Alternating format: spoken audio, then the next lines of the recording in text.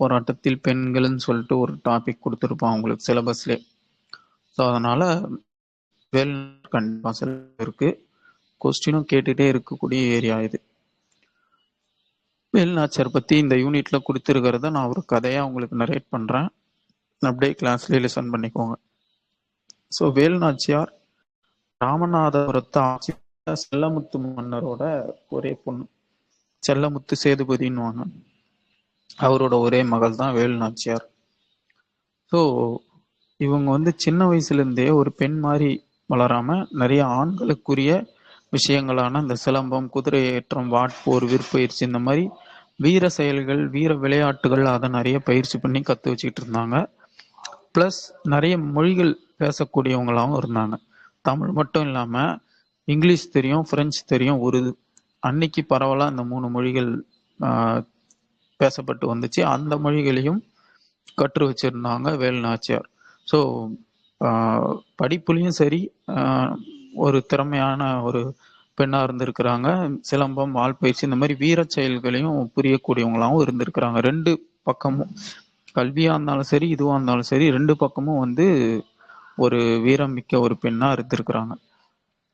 So இவங்கள சிவகங்கை மன்னர் முத்துவடுகநாதர், முத்துவடுகர் பெரிய உடையார் அவர் பேரு, முத்துவடுகநாதர்னுவாங்க, அவருக்கு மனம் முடிச்சு கொடுக்குறாங்க. ஸோ வேலுநாச்சியார் பிறந்த ஆண்டு பார்த்தீங்கன்னா 1730, இறக்குறது 1796 அவங்க காலமாகறாங்க. ஒரு 66 வயசு வாழ்ந்திருக்கிறாங்க. ஸோ இவங்க திருமணமான கொஞ்ச நாள்லயே இவங்களுக்கு ஒரு குழந்தை பிறக்குது. அந்த குழந்தை பேரு வெள்ளச்சி நாச்சியார். இது உங்க புக்ல இருக்காது, நீங்க நோட் பண்றதுன்னா நோட் பண்ணிக்கோங்க. வேலுநாச்சியாருக்கு பிறக்கக்கூடிய பெண் குழந்தை பேரு வெள்ளச்சி நாச்சியார். ஸோ ஒரு பெண் குழந்தை பிறக்குது. அது வளர்ந்து வர டைம்ல என்ன ஆகுதுன்னா 1772 காளையார் கோயில்ல ஒரு போர் நடக்குது. அந்த போர்ல வேலுநாச்சியாரோட கணவரான சிவகங்கை மன்னனான முத்துவடுகநாதர் வந்து கொலை செஞ்சிடுறாங்க. அதுக்கப்புறம் வந்து சிவகங்கைய ஆங்கிலேயர்கள் கைப்பற்றிடுறாங்க.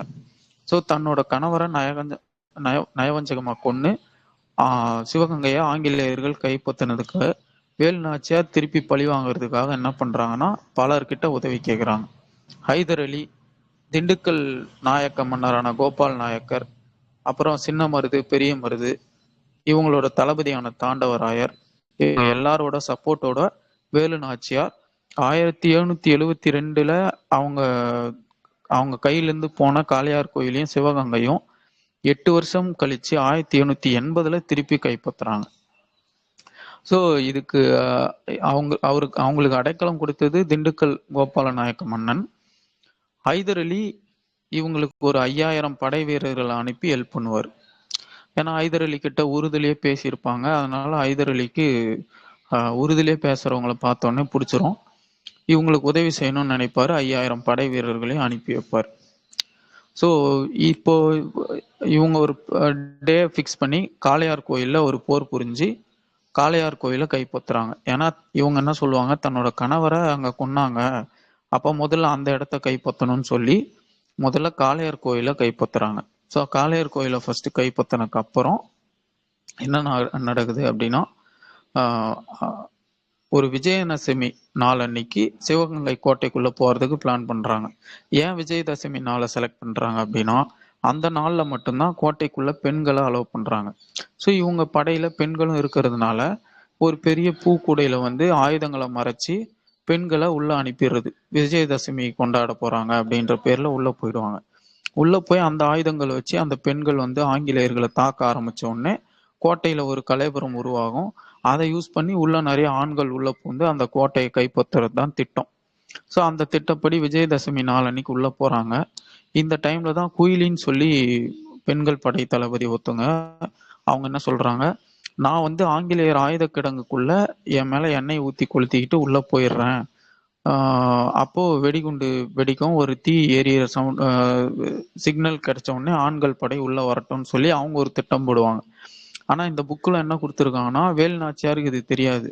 குயிலியா இந்த திட்டத்தை செஞ்சாங்க அப்படின்ற மாதிரி இதுல கொடுத்துருக்காங்க. அதாவது வேலுநாச்சியார் இந்த மாதிரி அவங்க தீ வச்சு கொளுத்திக்கிட்டு உள்ள போறத அனுமதிக்கல அப்படின்ற மாதிரி இவங்க புக்ல கொடுத்துருக்காங்க. பட் அது முறையா ஆய்வு நூல்கள்ல பார்த்தா தான் நம்மளுக்கு தெரியும் என்ன ஃபேக்ட். உண்மையா வேலுநாச்சியார் தான் இந்த பிளானை போட்டாங்களா, இல்ல குயிலி தன்னைத்தானே கொளுத்திக்கிற திட்டத்தை அவங்களே பண்ணாங்களா அப்படின்னு. எனிவே உள்ள போய் நான் தீ எரிய வைக்கிறேன், நீங்க அதான் சிக்னல், உள்ள வந்துருங்கன்னு சொல்லி குயிலி போறாங்க. அப்புறம் பார்த்தா அவங்களே கொளுத்திக்கிட்டு அவங்க ஆயுத கிடங்குக்குள்ள போயிட்டு ஆயுதங்களை அழிக்கிறாங்க. அந்த அந்த விஷயத்தினால தான் இவங்களால கோட்டையை கைப்பற்ற முடியும். அதே மாதிரி வேலு நாச்சியார் எங்க இருக்கிறாங்கன்னு அவங்களோட இருப்பிடத்தை கேட்டு உடையாள் அப்படின்ற ஒரு பெண்மணிய ஆங்கிலேயர்கள் சித்திரவதை பண்ணி கொலை பண்றாங்க. அந்த உடையாள் அப்படின்ற அந்த பெண்மணிக்கும் நடுகள் வச்சு வேலு நாச்சியார் தன்னோட தாலியை காணிக்கையா செலுத்தி வழிபட்டு இருக்கிறாங்க. ஸோ இப்படி சிவகங்கைய வேலு நாச்சியார் வந்து திரும்ப கைப்பற்றுவாங்க நான் சொன்ன இந்த கேரக்டர்ஸோட ஹெல்ப்போட. ஸோ இது உங்களுக்கு இந்த புக்கில் பாட சுருக்கமாக கொடுத்துருக்காங்க. சுருக்கமாக வேலு நாச்சியார் வந்து எப்படி ஆங்கிலேயர்கள் கிட்ட இருந்து சிவகங்கையை மீட்டு எடுக்கிறாங்கன்றத கொடுத்துருக்கான். நம்ம இன்னும் ஓல்டு புக்கில் ஒரு யூனிட் வரும் வேலு நாச்சியார் பற்றியே, அதில் இன்னும் கொஞ்சம் டீட்டெயில்டாக இருக்கும். ஸோ அதை நம்ம பார்க்கும்போது இன்னும் கொஞ்சம் டீட்டெயில்ஸ் உங்களுக்கு கிடைக்கும். ஓகேவா? நான் சொன்னது தான் அங்கே கதையாக கொடுத்துருப்பாங்க.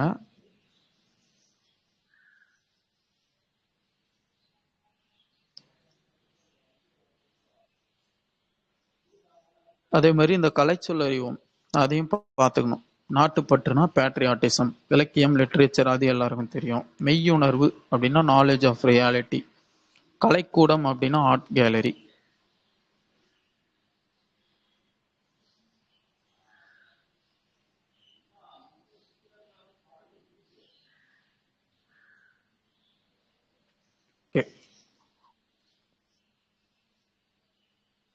அடுத்து தாய்மானவரோட பாட்டு ஒன்று இருக்கு. அதுக்கு போகிறதுக்கு முன்னாடி ஜிஎஸ் கிளாஸ் பற்றியும் சொல்லிடுறேன். ஏன்னா இன்னைக்கு லாஸ்ட் டே அட்மிஷனுக்கு. நாளையிலேருந்து வந்து கிளாஸ் ஸ்டார்ட் ஆகிடும். ஸோ நவம்பர் 20 நாளையிலேருந்து கிளாஸஸ் ஸ்டார்ட் ஆக போகுது. டைமிங் வந்து நைட் 8:30லேருந்து 9:30 Monday to Friday. So handling staff யாருன்னு பார்த்தா நான் தான். நான் தான் எடுக்க போகிறேன். நான் ஒரு கவர்மெண்ட் சர்வெண்ட் தான். ஆல்ரெடி குரூப் 2A கிளியர் பண்ணி உள்ளே இருக்கேன். இதுக்கு முன்னாடி குரூப் 4 கிளியர் பண்ணி ஒரு டிபார்ட்மெண்ட்லேருந்து இப்போ குரூப் 2A கிளியர் பண்ணி வந்திருக்கேன். ஸோ ஃபீஸ் பார்த்தீங்கன்னா 5,000. பேட்சுக்கு வந்து 20 பேர் தான். 20 பேர் முடிஞ்சிட்டாங்க அப்படின்னா பேட்சஸ் க்ளோஸ் ஆகிடும். ஸோ இன்னையோட லாஸ்ட் டே அட்மிஷனுக்கு. நாளையிலேருந்து அட்மிஷன் பண்ண மாட்டோம்.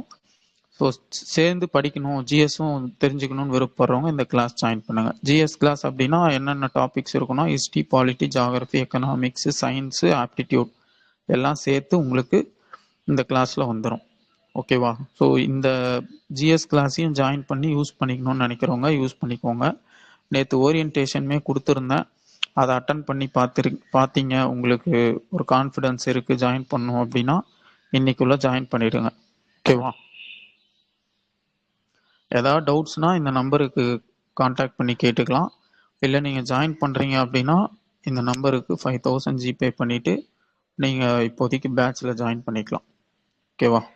வாட்ஸ்அப் குரூப் க்ரியேட் பண்ணியிருக்கோம். அந்த குரூப்பில் உங்களை ஆட் பண்ணிவிடுவோம். யார் யாரெல்லாம் பே பண்ணி ஜாயின் பண்ணுறாங்களோ அவங்கள ஆட் பண்ணிவிடுவோம்.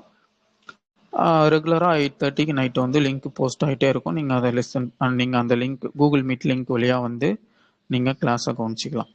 ஓகேவா?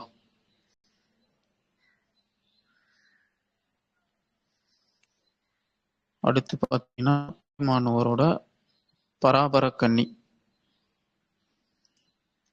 ஸோ இதில் பார்த்தீங்கன்னா முதல்ல தாய்மானவர் பற்றி பார்த்துடலாம்.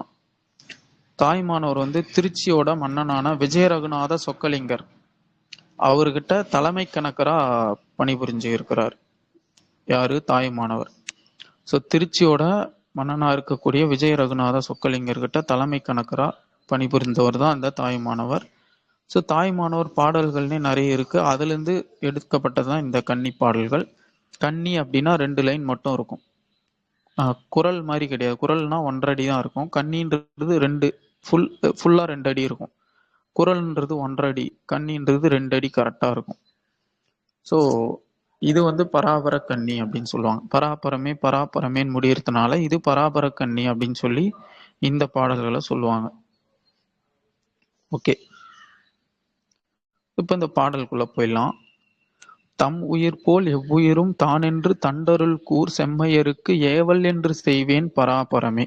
அப்படின்னா தம் உயிர் போல் எவ்வுயிரும் தான் என்று தண்டருள் கூர் செம்மையருக்கு அப்படின்னா தன்னோட உயிர் மாறி மற்ற உயிர்களையும் தன்னோட உயிர் மாறி நினைக்கக்கூடிய கருணை மிகுந்த ஒருத்தர் இருக்கிறாரு அப்படின்னா அவருக்கு நான் அடிமையா இருந்து வேலை செய்வேன் பராபரமே இறைவா அப்படின்னு சொல்றாரு. அதாவது தன்னோட உயிர் மாறி மற்ற உயிரையும் நினைக்கக்கூடிய ஒரு மனிதர், அந்த மாதிரி கருணை கொண்ட ஒரு மனிதர் இருக்கிறாங்க அப்படின்னா அந்த மனுஷன் அவன் அவன் சொல்ற ஏவலுக்கு நான் வந்து அடிபணிஞ்சு செய்வேன், அவனோட அந்த கட்டளைக்கு நான் அடிபணிவேன் அப்படின்னு சொல்லி தாயுமானவர் சொல்றார். அடுத்து பாத்தீங்கன்னா அன்பர் பணி செய்ய என ஆளாக்கி விட்டு விட்டால் இன்ப நிலை தானே வந்து எய்தும் பராபரமே. நீங்க போய் இறைவனை நேரடியா வணங்கணும் அப்படின்னு அவசியம் இல்லை. இறைவனுக்கு தொண்டு செய்யக்கூடிய அன்பர்கள் இருக்கிறாங்கல்ல, இல்ல இறை நாட்டத்துல இருக்கக்கூடிய அடியார்கள் இருக்கிறாங்கல்ல, அவங்களுக்கு பணி செஞ்சா கூட இன்ப நிலை தானே வந்துரும், அந்த இறைநிலை தானே வந்துரும் அப்படின்னு சொல்றாரு. அன்பர் பணி செய்ய என ஆளாக்கி விட்டு விட்டால் இன்ப நிலை தானே வந்து எய்தும் பராபரமே. அடுத்து ரொம்ப பரவலா நீங்க இந்த பாட்டை கேட்டிருப்பீங்க. எல்லோரும் இன்புற்றிருக்க நினைப்பதுவே அல்லாமல் வேறொன்று அறியேன் பராபரமே. எல்லோரும் இன்புற்றிருக்க நினைப்பதுவே அல்லாமல் வேறொன்று அறியேன் பராபரமே அப்படின்னா இந்த உலகத்துல இருக்க எல்லா ஜீவராசிகளும் இன்பமா இருக்கணும் அப்படின்றத தவிர எனக்கு வேற எந்த எண்ணமும் இல்லை அப்படின்றார். எப்படிப்பட்ட ஒரு உயர்ந்த சிந்தனை பாருங்க. இப்ப நம்ம சராசரி வாழ்க்கையை பார்த்தீங்கன்னா இவன் நம்மளுக்கு இதை செஞ்சானா நம்ம அவனுக்கு அதை செய்யலாம். ஒரு பிஸ்னஸ் டீல் மாதிரி தான் ஆயிடுச்சு இன்னைக்கு நட்பு சுற்றம் எல்லாம். அவங்க என் ஃபங்க்ஷனுக்கு வந்தாங்க, இவ்வளோ மொய் வச்சாங்க, நான் அவங்க ஃபங்க்ஷனுக்கு போகிறேன், திருப்பி இவ்வளோ மொய் வச்சிடறேன், அவ்வளோதான். ஒரு பிஸ்னஸ் டீல், எல்லாமே இங்கே பிஸ்னஸ் டீல் ஆயிடுச்சு. அப்படி இருக்கும்போது தாய்மானவரோட மனநிலை எப்படி இருக்கு பாருங்க. எவன் எனக்கு செய்யறான் செய்யல, இவன் என் எதிரி, இவன் என் நண்பன், இவன் என் துரோகி அப்படிலாம் எனக்கு கிடையாது. எல்லோரும் இருக்கணும், இப்படி நினைக்கிறத தவிர எனக்கு வேற எந்த எண்ணமும் இல்லை, வேற எதையும் தெரியாது எனக்கு அப்படின்றாரு. அப்ப எப்படிப்பட்ட ஒரு உயர்ந்த மனநிலை இருந்தா அவர் இந்த மாதிரி ஒரு பாட்டை எழுதியிருப்பார் பாருங்க. எல்லோரும் இன்புற்றிருக்க நினைப்பதுவே அல்லாமல் வேறொன்று அறியேன் பராபரமே. எனக்கு வேற எதுவும் தெரியாது, எல்லாரும் சந்தோஷமா இருக்கணும், அதை மட்டும்தான் நான் நினைச்சிட்டு இருக்கிறேன் அப்படின்னு சொல்லி இந்த பாடல் சொல்றாரு. இது ரொம்ப ஃபேமஸான லைன், நிறைய இடத்துல கோட் பண்ணியும் நீங்க பார்த்திருப்பீங்க. ஸோ அடுத்து புக் பேக்கு. தம் உயிர் அப்படின்னா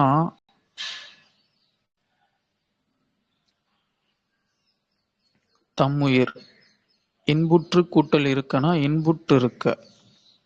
தான் என்று அப்படின்ற சொல்ல பிரிச்சிங்க அப்படின்னா தான் கூட்டல் என்று. சோம்பல் என்னும் சொல்லுக்குரிய எதிர் சொல் பார்த்தீங்கன்னா சுறுசுறுப்பு. சோம்பலா இருக்காங்கன்னா ஆப்போசிட் சுறுசுறுப்பு.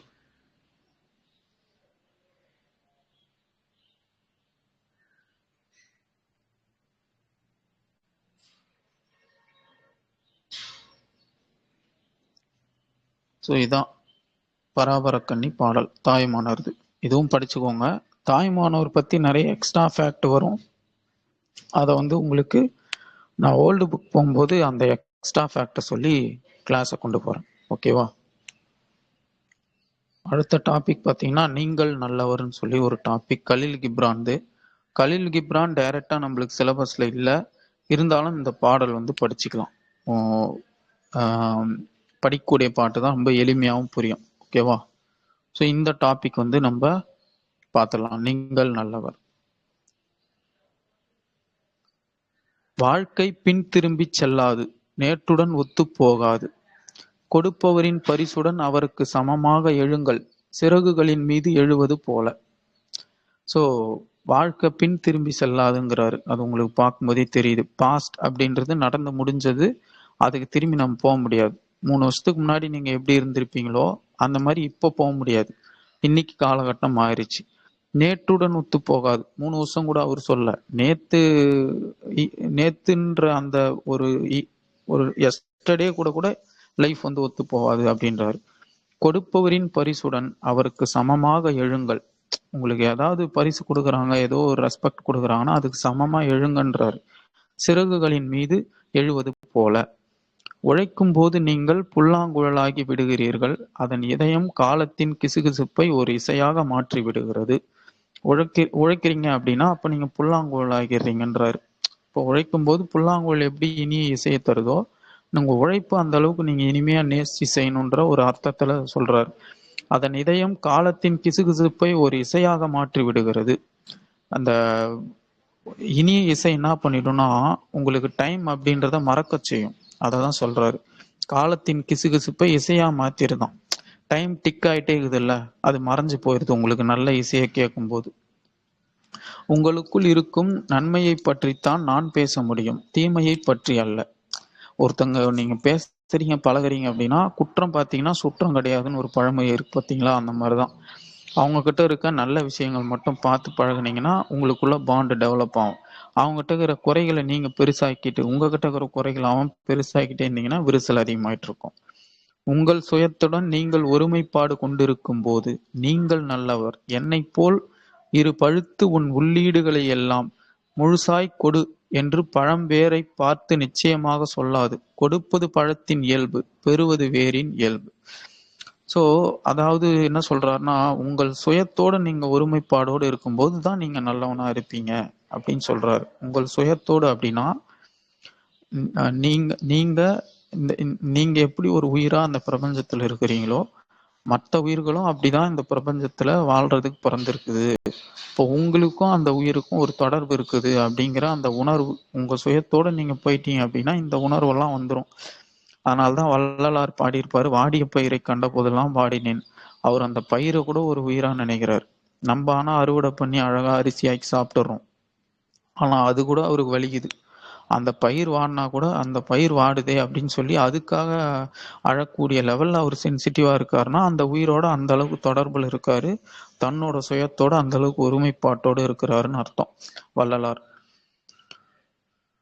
ஸோ அதே மாதிரி என்ன சொல்றாருன்னா, பழுத்து உன் உள்ளீடுகளை எல்லாம் முழுசாய் கொடு அப்படின்னு பழம் வேரை பார்த்து நிச்சயமாக சொல்லாது. கொடுப்பது பழத்தின் இயல்பு, பெறுவது வேரின் இயல்பு. ஸோ பழம் வேறு இதெல்லாம் வந்து என்ன சொல்றாங்கன்னா, அந்த முழுசா உன்னோட உள்ளீடு எல்லாம் கொடுத்துரு அப்படின்னு சொல்லி பழம் வந்து வேற பார்த்து கேட்காது அப்படின்றாரு. அப்படியே முழுசா பூமியில இருக்கிற எல்லாத்தையும் உறிஞ்சி கொடுத்துரு அப்படின்னு பழம் வந்து வேற பார்த்து கேட்காது.